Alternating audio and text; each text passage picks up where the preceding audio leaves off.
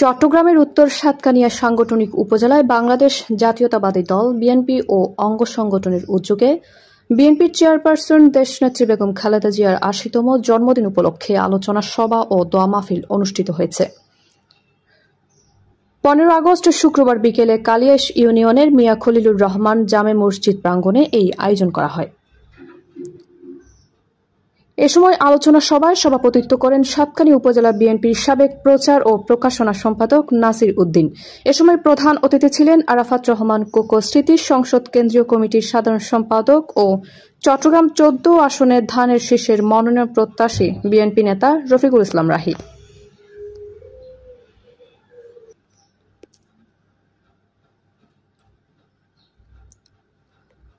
আলোচনা সভার সঞ্চালনা করেন কালিয়াস ইউনিয়ন বিএনপির সাবেক আহ্বায়ক শামসুল ইসলাম বাবলু।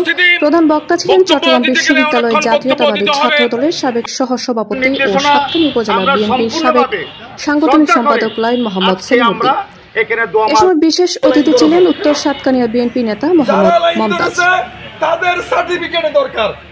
আলোচনা সভায় আরো উপস্থিত ছিলেন আব্দুর রহিম, মোহাম্মদ আবু সৈয়দ, আখতার হোসেন, ছাত্রদল নেতা হাসিব, মানিক সহ স্থানীয় বিএনপি ও অঙ্গ সংগঠনের নেতৃবৃন্দরা।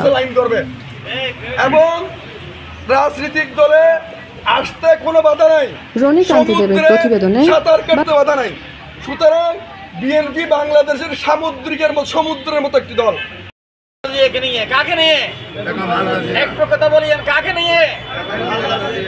ও হালাদা জিয়া ব্যাগতে মেয়ে ভুয়া আলাদা দিয়ে কি যে সময় যে শেখ হাসিনা আর মারের আর হাড়ের আর নির্যাতন করার এই সময় বহুত উন্নয়ন কিনা বুঝলেন না? এইলে মুখোমুখি তোরা হালাদা দিয়ে মারা গেলি রে।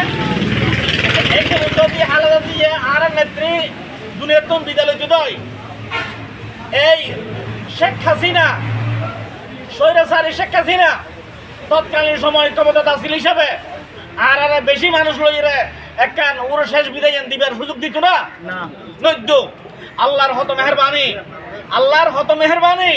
আজ আর নেত্রী কি বাংলাদেশ যে সসম্মানে আর সামনে আছে আর জি ভাই দবাই তো চাইয়ে মারি ফেলতে চাইয়ে দুনিয়ার তো বিদায় গড়ে দিতে চাইয়ে এই ভাই বাংলাদেশ তো বিদায় আর নেত্রী এই দেশ নেত্রী বেগম খালেদা জিয়া ঠিক আছে না?